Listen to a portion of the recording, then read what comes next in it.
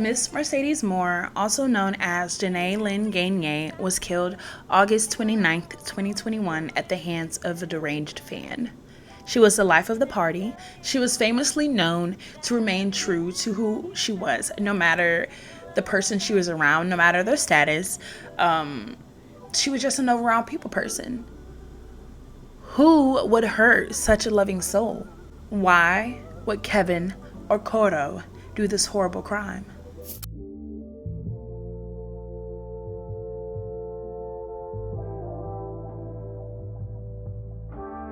Word on the street, I'm a suspect. Hanging with the killers in the projects. Tail on a barrel, keep quiet. Catch a nigga slipping from behind. OG, Bobby, Johnson. Hello, my loves. My name is Judy, aka It's Just Judy, aka Mrs. Reed True Crime, and we're here today with a new SW and True Crime video. Okay, so a little stuff about me. I love true crime. I love neuroscience. I love a good Long Island tea. Yeah. And I'm a proud spicy Matrix actress and neuroscientist and a bunch of other things. But yeah, today we're gonna talk about true crime. I'm also a true crime fanatic. Yeah, I love all the greats. I want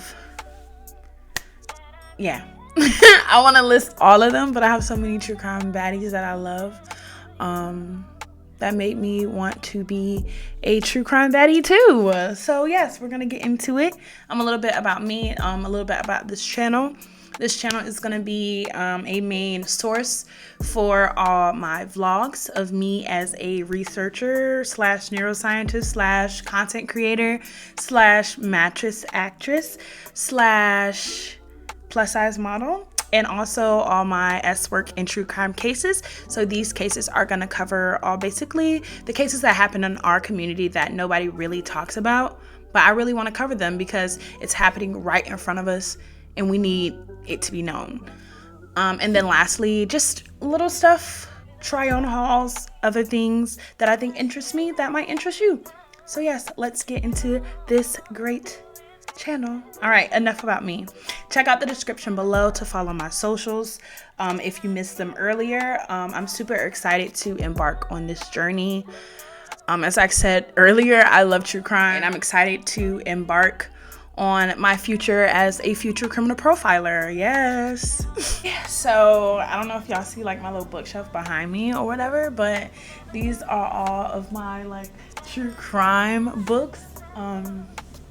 I would call out some, but yeah, I ain't gonna call out the names because, you know, they might, you know, demonetize me, but I love true crime. But anyway, I just want to say before we start on this case that I mean absolute no disrespect to the victim and the family. I've researched this information. It's public information. I decided that I wanted to cover these cases because they mean so much to me, being in the community myself, whether we're not in the same profession, because the S-work umbrella is so big, and it has many facets and it has many channels. It has many paths you can go down. So when somebody says they're a SW worker or S worker, gosh, it doesn't always mean like the same thing. It's a big community and we all love each other and we all should support each other, because at the end of the day, people all see us as one thing, and it sucks and I hate it so much because our community is so big and we do so much. And sometimes, yeah, I'm not even gonna get into that, but yes, I just want to say I want to cover this because our community needs somebody to cover the cases that happen, because it honestly can save a life. After every case, I'll also be offering my tips that I've learned in the industry. I've been in the industry for 2 years now. So I will be also dropping my tips after every single video. And I just want to say again, I mean no disrespect. I will also be linking all of my resources below. So if you want to do some research for yourself, I would love that. And also give your input in the comments on what you think. All right, let's get in this first case.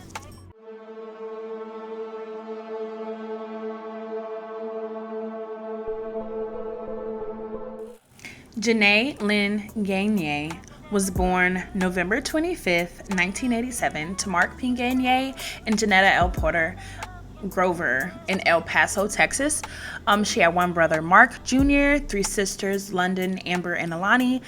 They all described Janae to be a kind, loving soul.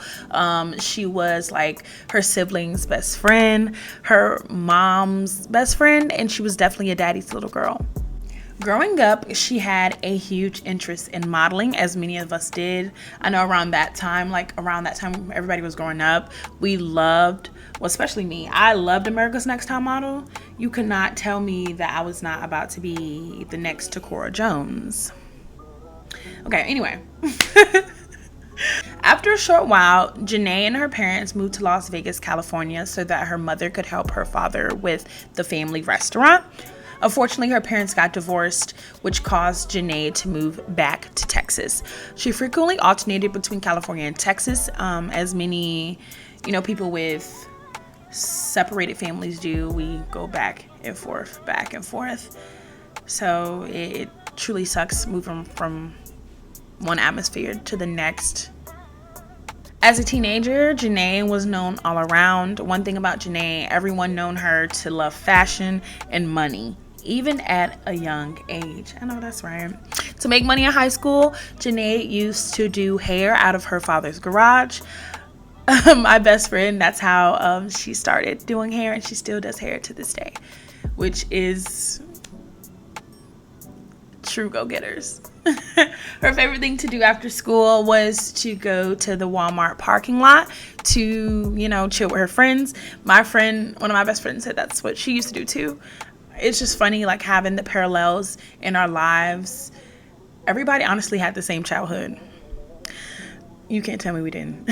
Everybody known Janae to be an authentic, genuine person. Janae attended several high schools and eventually a local private school in El Paso due to her tendency to fight, allegedly. After graduating high school, she enrolled in a dental assistant program in dental school. But she ultimately decided that that path wasn't for her.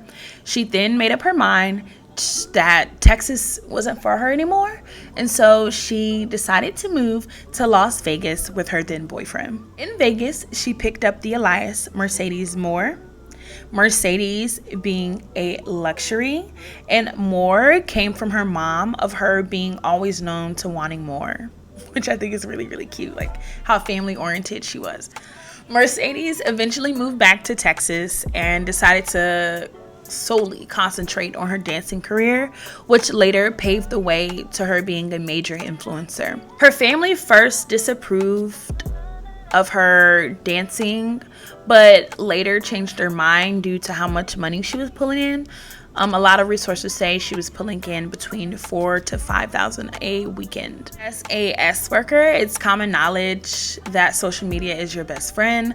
It's your avenue for fans, subs, sponsors, brands, and Mercedes took advantage of that 1,000%. Mercedes had numerous accounts on Facebook, plus pages on Snapchat, Twitter, Instagram, and in OF.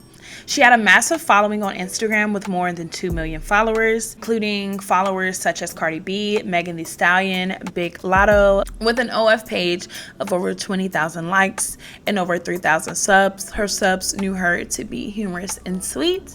In fact, a fan commented, "Definitely a people person, one of a kind, stay classy and humorous too." In 2013, she officially launched her IG model career with an official photo shoot. She eventually began to network with celebrities like Offset and Drake, who met her while she was dancing in Houston, Texas. She became a Savage X Fenty ambassador, as well as a Fashion Nova ambassador. Mercedes also earned money through public appearances and as an extra in reality TV shows. Before her death, Mercedes was planning on venturing into a leggings business and also a hair extensions business. To add, she actively auditioned for roles in TV shows and movies. Mercedes' older sister recalls her conversation with Mercedes herself and her mother on Thursday, August 26th, 2021, where they all laughed and talked, which is usually what they usually would do all the time. These talks were routine as Mercedes was really, really close with her family.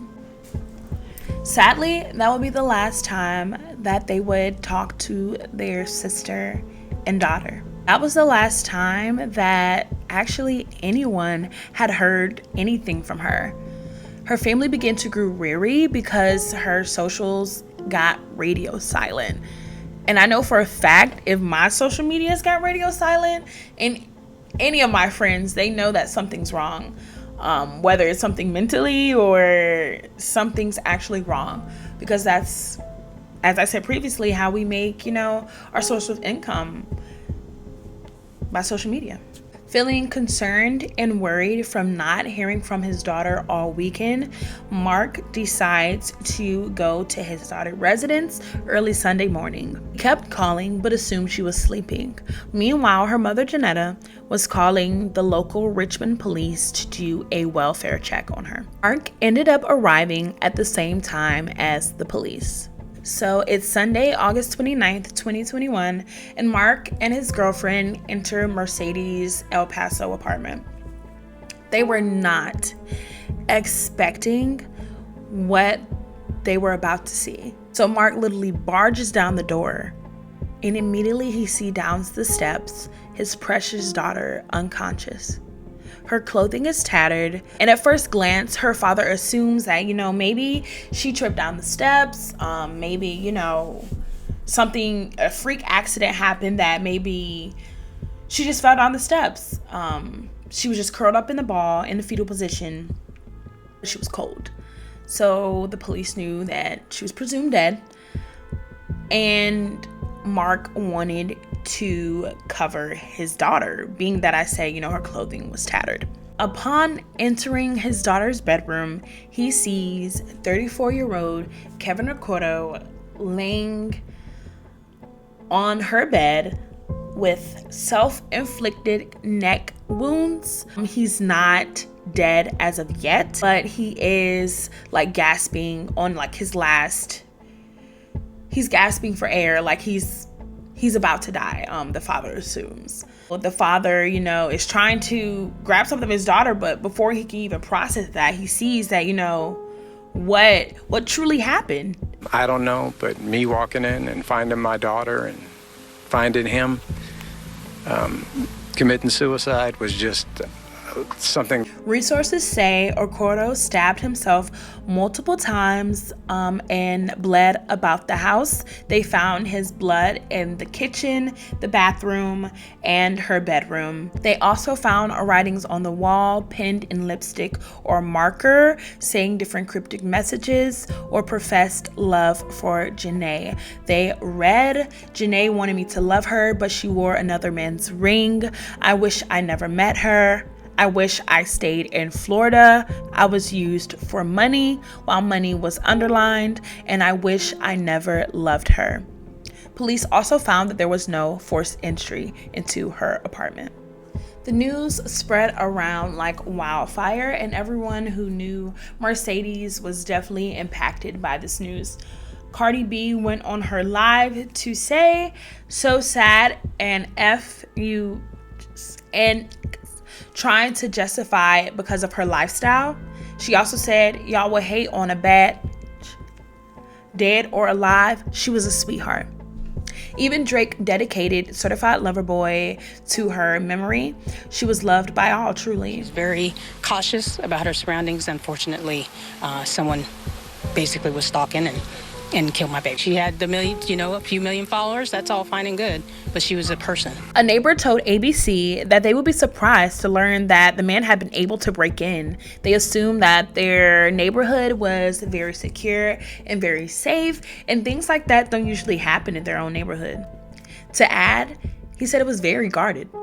In an Instagram post that following morning, so that Monday, London, her sister basically took to Instagram to shut down any of the robbery theories. So a lot of people took it upon themselves to say that she was robbed before she was killed. And her sister absolutely shut that down and said that Recordo had been stalking her prior to all of this.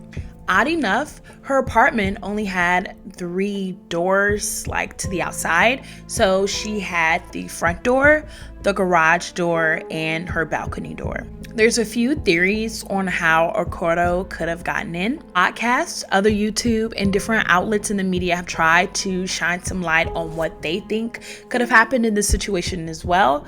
A lot of people believe that she could have let him in. That theory definitely contradicts her sister's account of her being stalked. As a content creator, we take stalking situations very, very, very, very seriously.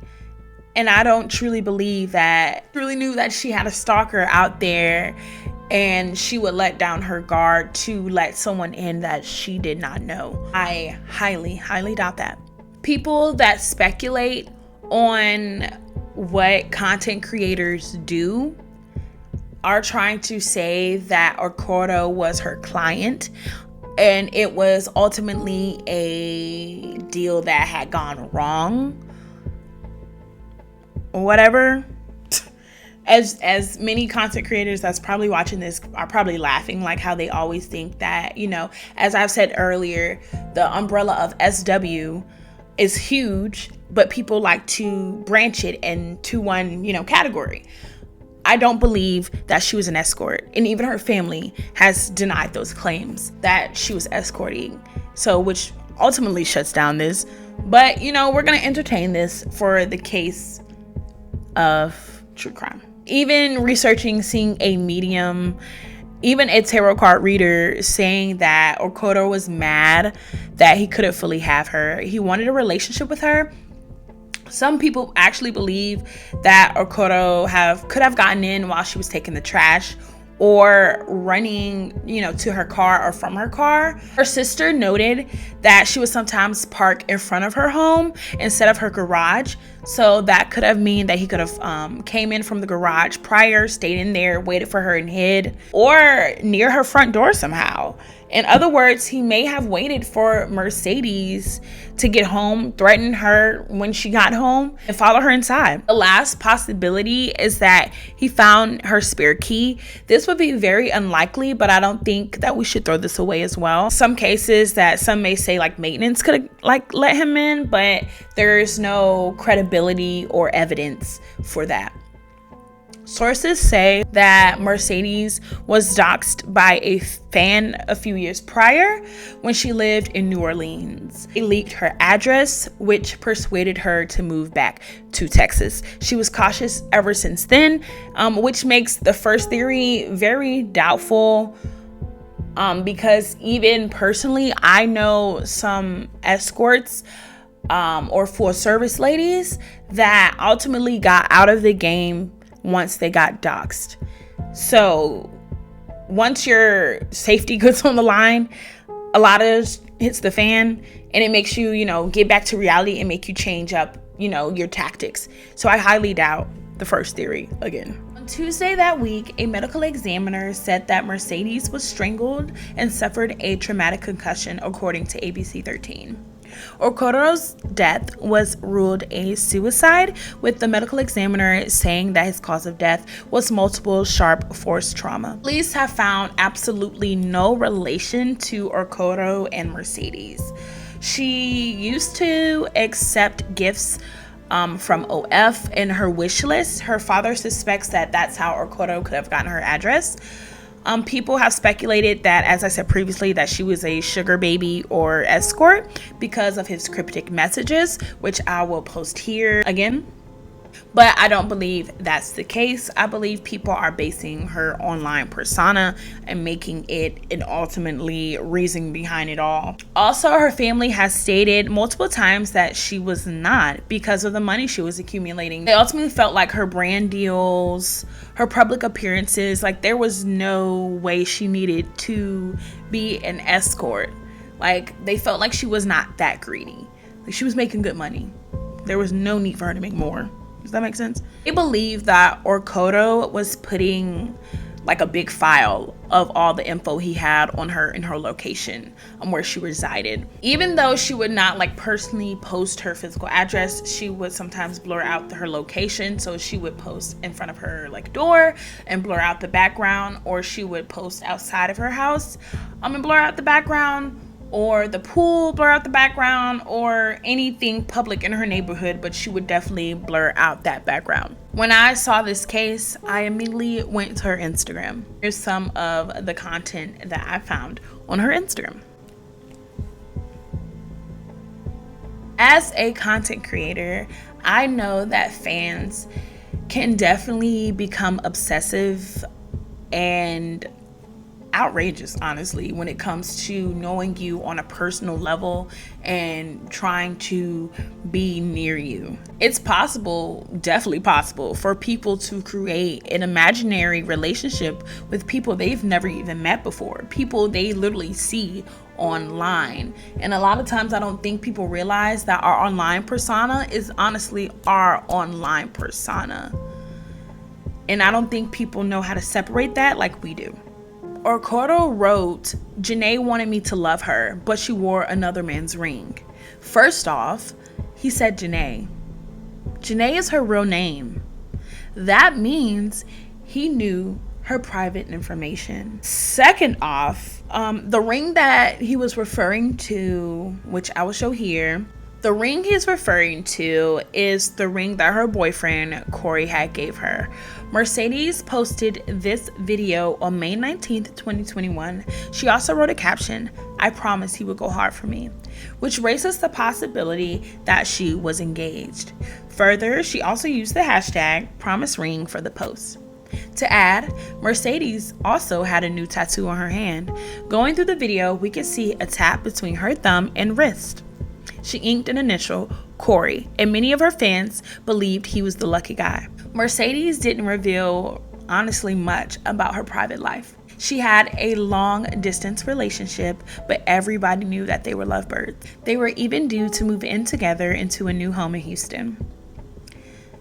Personally, I believe Orkoto knew that his time was closing in. He probably had seen the ring, he's seen the tattoo, and he probably knew that he was moving in and that she was moving into a new home with another man, and he felt like this was his only chance to have her alone. Looking at her Instagram, I did notice some things that may potentially help someone else. For starters, do not post your location.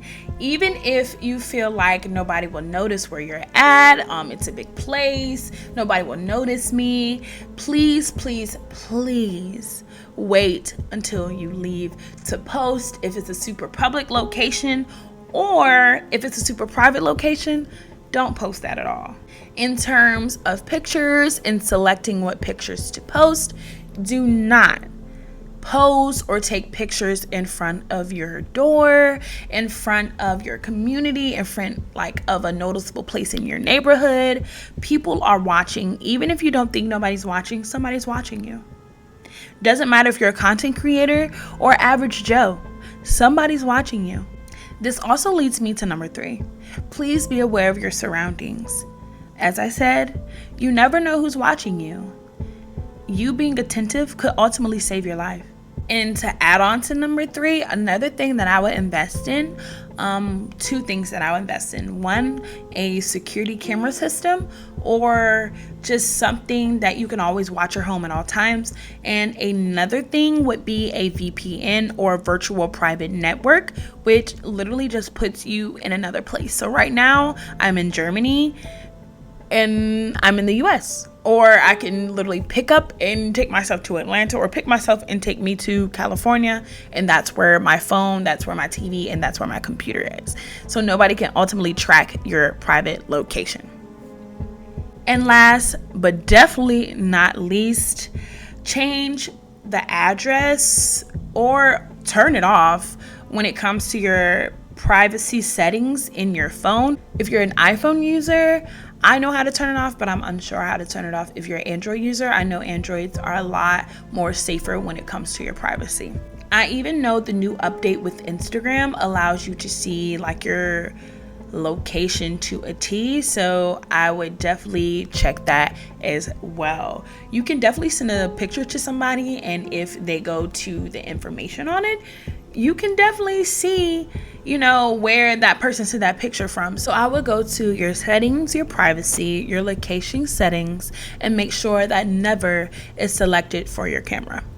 Again, go to settings, privacy, location settings, and select never for your camera. As for the case, more information is to be disclosed. They haven't had any new updates on like anything versus how they met each other or how Orkoto could have followed her.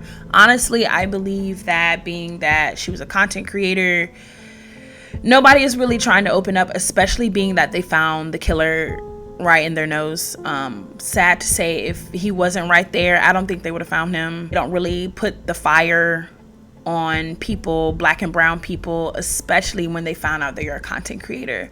So it's definitely sad, but more information is to be disclosed. Janae was just a light, to be honest, and not just outside of the home, but she was very protective of me, protective of her dad. Police are currently trying to find answers to their questions, just like many of us. But yeah, if you enjoyed this case, if you want to hear more true crime cases, make sure you give me a like, a subscribe, and a comment if you want me to cover next. And yeah, I will see y'all next week with another true crime video.